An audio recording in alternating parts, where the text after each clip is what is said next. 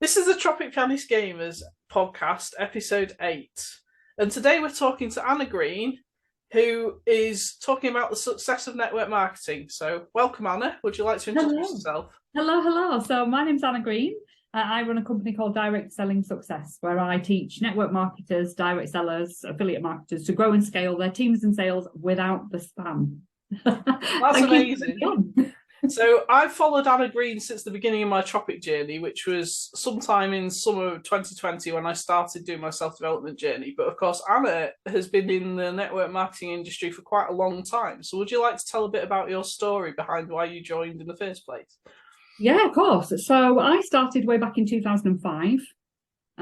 My kids were small. Well, one of them wasn't even born. I was 6 months pregnant with one of them. So my kids are now 21 and 17 this month. And I started that journey because I couldn't go out and have a normal job. My husband was in the forces at the time. I had this one child. I was 6 months pregnant. I just moved to a new area. I was like, what on earth am I going to do? And at the area that I used to live, right up in the Shetland Islands, which was amazing, we had a lady who sold cards and gift wrap on market stalls and fairs and events and things like that. And I thought, you know what, I could do something like that. I could find something that I could do from home that meant I had that bit of freedom to go out and make some money, because we needed the money, but also just to do something for me. So I felt like I had more of a purpose than just being so-and-so's mum, because I hated that. I hated that loss of identity after having children. And I got online and I found a company and I applied to join, which I thought it was like a job application at the time. Didn't know what network marketing was, never heard of anything like that before. And I joined this company and gave it a go. A kit arrived. I had no upline support. I had no team around me for guidance. I followed instructions in a manual that came with the kit, and I went and sold these products and gave it a go. And 17 years later, just before lockdown, I'd made a huge empire from the network marketing. I'd built a business, I'd achieved holidays, I'd won incentives, I'd been recognised on stage, I was running my own region, supporting all these hundreds and hundreds of other people to do what I'd done, and change my life through the business that I had. And then lockdown hit, and I was thinking about doing something else, something bigger, having more of an impact than just my team, and decided to set up Direct Selling Success. So I now have left my network marketing business behind and now serve the wider industry, providing them with the training and support that I didn't have at the beginning, but I know is so valuable to success. And I teach in a way that I know aligns with so many more people, because I know for a fact that some of the ways people are taught to sell and market on social media and offline in a variety of different companies and industries is shocking. Yeah. It's very old-fashioned and spammy, and I wanted to change that face of network marketing for the better. Yeah, networking without the ick. I remember that phrase. Yeah. So what's the most valuable lesson you've learned over your time as a network marketer? Apart from the spam bit, of course. Apart from the spam bit, doing it in a way that aligned with me. Yeah, other than that, my biggest thing would be that everybody comes into network marketing for their own reason. Everybody comes in with their own idea of what they're wanting out of it. So I came to be not just a mum anymore. I came to get my identity back and to have some success. And yeah, the money was great, but it wasn't my driver. My driver was making something of me, making me a success. Yeah, mine's similar in that sense. Yeah. And when I was bringing in other people and seeing them come into my team, they were coming in for so many different reasons. But at the beginning, I thought everybody wanted the same thing as me. Everybody's driven for this success. They want the leadership. They want that recognition. They all want to go on the holidays. No, that's not the case.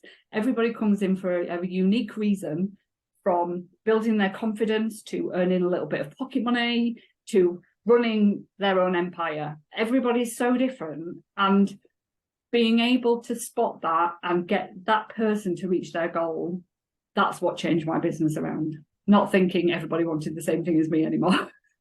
Cool. So I have encountered quite a lot of people who are anti-network marketing. Have you encountered any yourself, and how do you deal with them? Back in the day, I didn't really encounter many. I had the odd person say, you'd be at a party, because I did the party plan, the home parties going around people's houses and stuff. So I had the odd person that would go, oh, isn't this a pyramid scheme? I'm like, well, no, it's not. It's not a pyramid scheme, because pyramid schemes are illegal. This is a reputable company, and it's great, and it's made me money, and they've treated me brilliantly, and I've never had a problem. And I used to compare it to the old Tupperware. So I am mid-40s. So I used to be around lots of people the same age or older than me, and comparing it to something as well established as the Tupperware brand from back in the day, the plastic boxes that the mums used to go out and sell for a hobby. They'd be, oh, yeah, I get it now. Oh, yeah, I see what it is. Or like Avon, comparing it to a big, well-established brand that people know from another life as such. Yeah. And they got it then. I've had a lot of people come to me, though, with problems with the anti-MLM and anti-network marketing thing.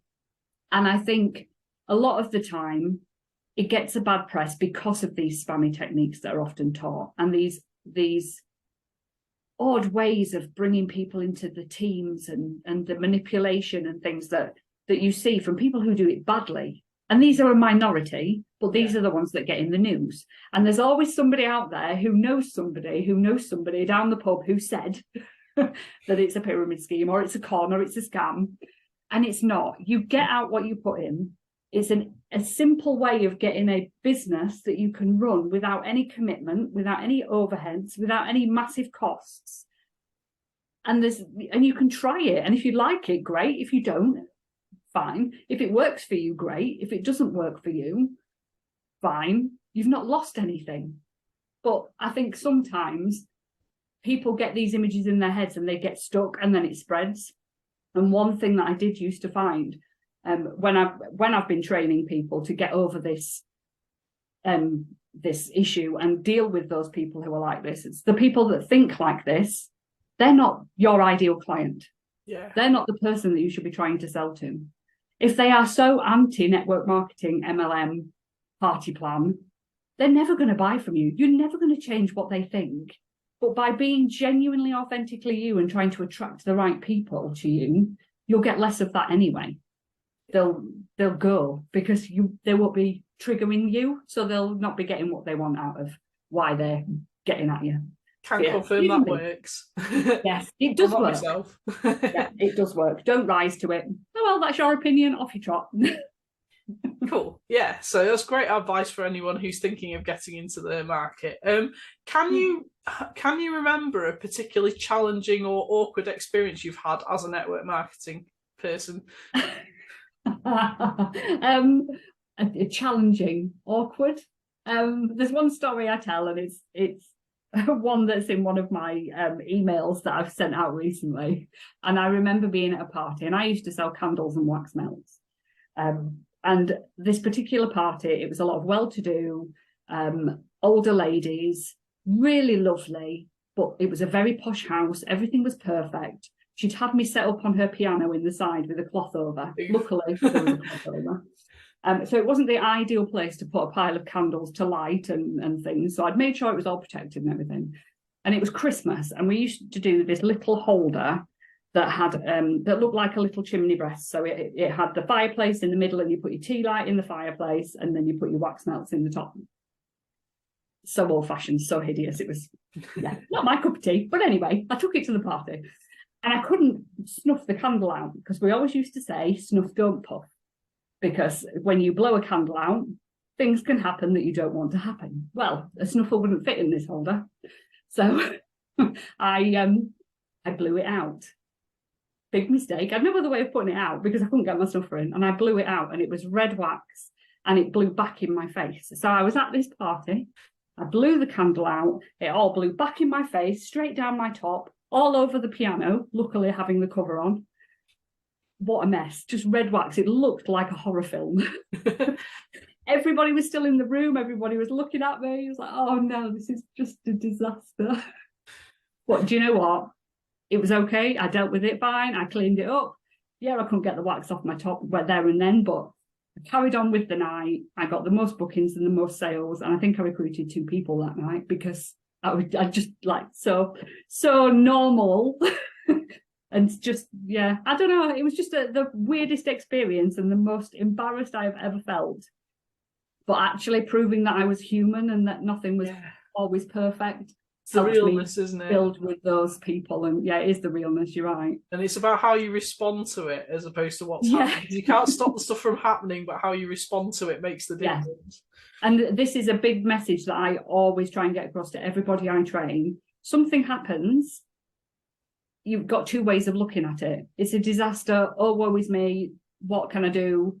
Or like, let's chuck it all in. Or it's a disaster. What am I going to do about it? What can I do about it? What do I need to accept? What am I going to do differently? How am I going to get around it? There's those 2 ways, and the people who succeed are the ones that go that second way. Brilliant. Yeah. So, how has the industry actually changed over the years? Is it just the techniques of selling, or has more things changed? I think the industry as a whole are becoming more aware of their image, and they are starting to stamp down on those, or lots of the companies are starting to stamp down on those people who are being particularly underhand and spammy with their sales techniques. Like, do you remember the old car salesmen and the double glazing salesmen representatives back in the day? That image is starting to go, but it is taking some moving. Yeah. The dawn of social media selling. I mean, when I started back in 2005, social media was not a thing you sold on. It just wasn't. And the training for it was very slow in coming. So learning that from door knocking, I used to knock on people's doors around an estate, to being able to do online parties and contacting people up and down the country. I mean, network marketing was a local thing, and you had a local team who went to team meetings in a local pub and local village hall. And now, you can have a team worldwide that you can support just as well. It's grown so much. I never experienced the team meetings at the beginning because I started in basically what became lockdown straight away. So I missed out on that. I remember running my first team meeting in 2009 in my house with people who were all from the same village. I think there must have been 15 of us sat in my house over the course of, a few months as it built. And we used to sit there and they'd all walk. And village of 2,500 people. Nowadays, you'd have people going, can't have that many people in the village. And there's total, saturation of the company in that small space. But no, that's the way it used to be. It opens the window for collaboration, if anything. Oh yeah, it was brilliant. We'd have a real social. We'd go out for meals. We'd take each other to parties. We'd support each other if somebody was ill. You'd look after each team member. It was a community. It was a real family. Yeah. And I think a little bit of that is lost with the spread of everybody. You don't have that same connection with your team anymore. But it's developed in so many different ways because you can learn and make a community of people up and down the globe. It's just different. Yeah, different, but in a good way, because it's shown how much you can grow outwards as well. Absolutely. Yeah, and with help like yourself, we're on the up. We don't have to be spammy or icky. We've got the correct. We're changing that phase of network marketing. Yes, we've heard a bit earlier about how you decided to set up your Success Lounge. What can you actually offer in your Success Lounge? Oh, so my business direct selling success, I have a free Facebook group. I'm on Instagram and TikTok where you can follow and get support and advice for free. I do live training, I do mini masterclasses, all sorts of things happening to help people up and down in the industry, for nothing. Then I have my Success Lounge membership, which is a monthly subscription where people can come in and get specific training on the industry, building a team, growing your social media, doing the parties with a community of others in different companies. And then I have one-to-one coaching and courses that I run as well on that platform too. So have you settled, or have you got future plans to sort of up level or upgrade or anything? Oh, there's so many plans. There always is. My brain is always on overdrive for new plans. Yeah. We've got our first in-person day in May, on the 13th of May in Leeds. Amazing. So that's going to be super fun. Get to meet people in person, in real life. So we've got that coming up. I've got and this is the first time I've spoken about this, so it's a bit of an exclusive. I'm not quite sure what to call it yet, but it's going to be a leap into leadership. So for those people who are in the industry and are wanting to grow a team, and doing a 3-month program that they can come on to learn how to build their team, how to teach them with confidence, and how to build up their own business to be able to support them. That's amazing. I'll have to tap into that at some point. Super excited about it. So you said you're on most social media platforms. What's your actual tag for finding you? At Direct Selling Success on TikTok and Instagram, and I think it's at Anna Green Online on Facebook. But you can search Direct Selling Success and it will come up. Brilliant. Oh, thanks for coming on my podcast today as my guest. Hope you enjoyed your time. Thank you. There's lots of pearls of wisdom in that podcast to tap into. So thanks. Thank you for having me.